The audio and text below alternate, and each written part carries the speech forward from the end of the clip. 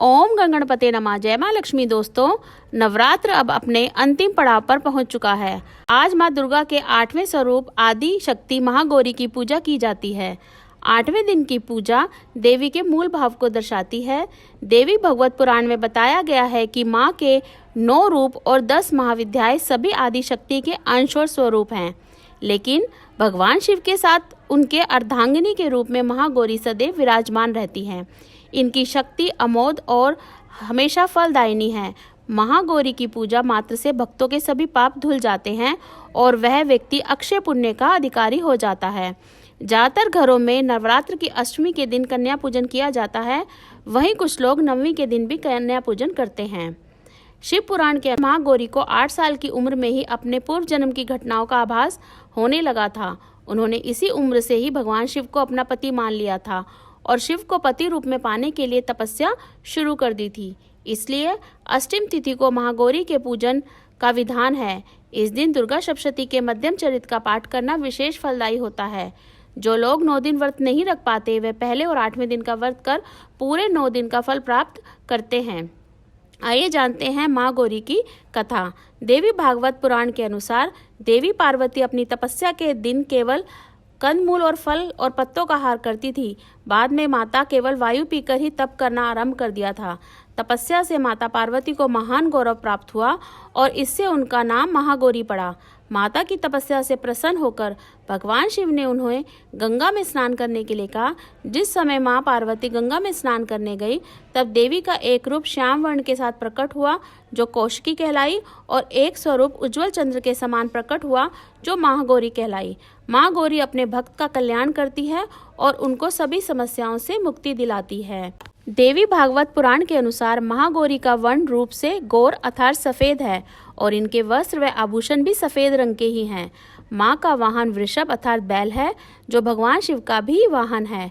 माँ का दाहिने हाथ अभय मुद्रा में है और नीचे वाला हाथ में माँ दुर्गा शक्ति का प्रतीक त्रिशूल है।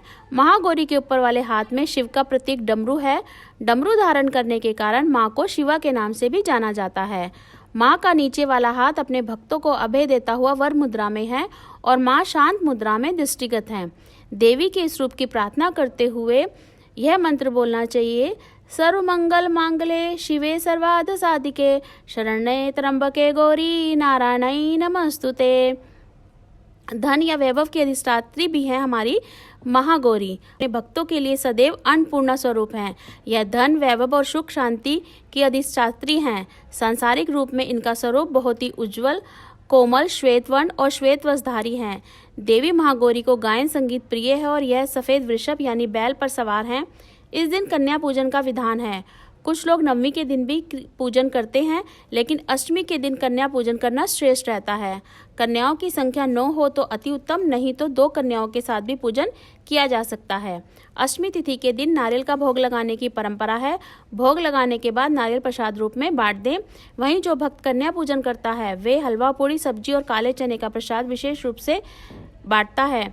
माँ की पूजा करते समय भक्तों को गुलाबी रंग के कपड़े पहनने चाहिए, क्योंकि गुलाबी रंग जो है वो प्रेम का प्रतीक माना जाता है। महागौरी के और भी मंत्र हैं। या देवी सर्वभूतेषु माँ गौरी रूपेण संस्थिता नमस्तस्यै नमस्तस्यै नमस्तस्यै नमो नमः। या अष्टमी वाले दिन ओम देवी महागौरे नमः, इस मंत्र का भी जप कर सकते हैं। आइए जानते हैं अष्टमी पर पूजा विधि।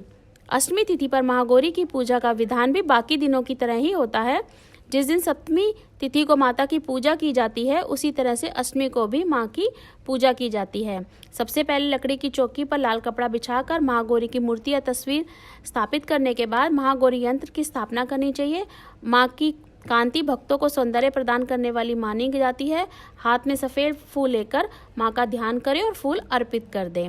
महागौरी को रात की रानी के फूल बहुत पसंद है। मेरा यह प्रयास आप लोगों को पसंद आया होगा, इसलिए मेरे चैनल को लाइक और सब्सक्राइब करिए। ओम गणगणपते नमः। ओम दुम दुर्गाय नमः।